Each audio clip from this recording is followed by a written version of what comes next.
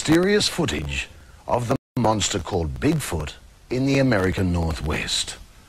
If it was real, why hadn't someone caught Bigfoot on tape in the 27 years since he was first seen? Well, that old question may have just been answered.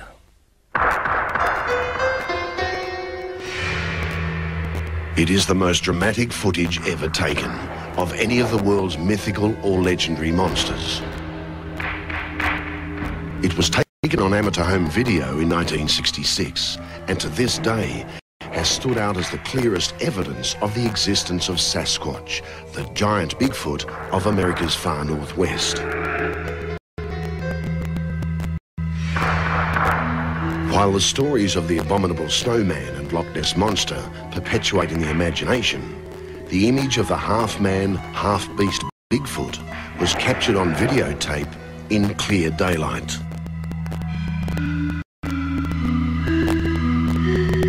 The film has become almost as legendary as the monster itself.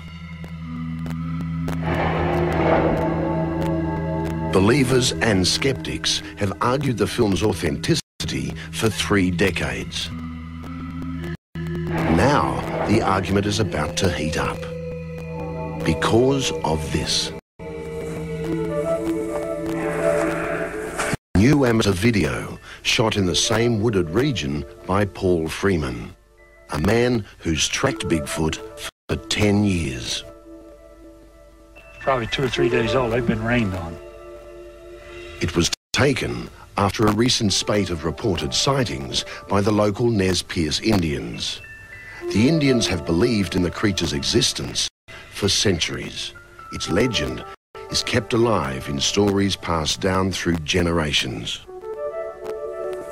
Freeman says he saw not only one Bigfoot that afternoon, but 2, and they scared the daylights out of him.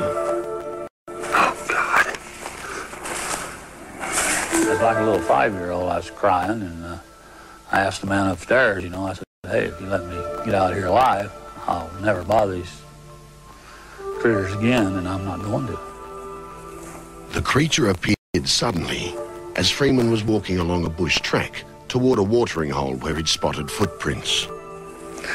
Yeah, it looks like they've been here. I just walked around to where the spring runs into the pond, and there were tracks in the mud, and still muddy. It hadn't even settled yet, so I said, Jiminy Christmas, one's already been here. It just must have run out of here. Suddenly, there it was. I hear the brush popping and stuff. Oh, there he goes. Well, the big one I first filmed looked like it was about 7.5, 8 feet tall and weighed 700 pounds. And then I lost it in the bush, and I was looking with my camera, and I seen this little one that's coming right at me. Oh, God. There's 2 of them, I guess.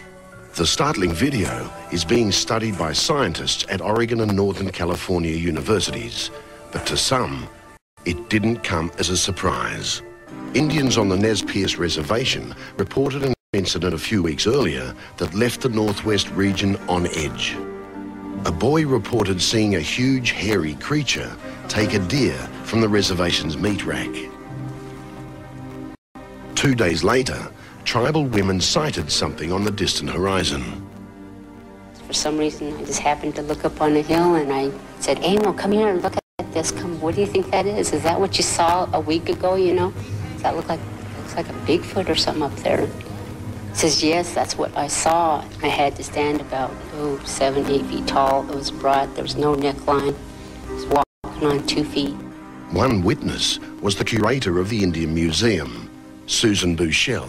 It wasn't a human. It was just too large to be a human. I know it wasn't a bear.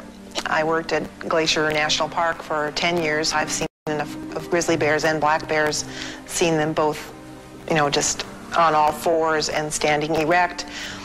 I know what they look like, and it was absolutely not a bear.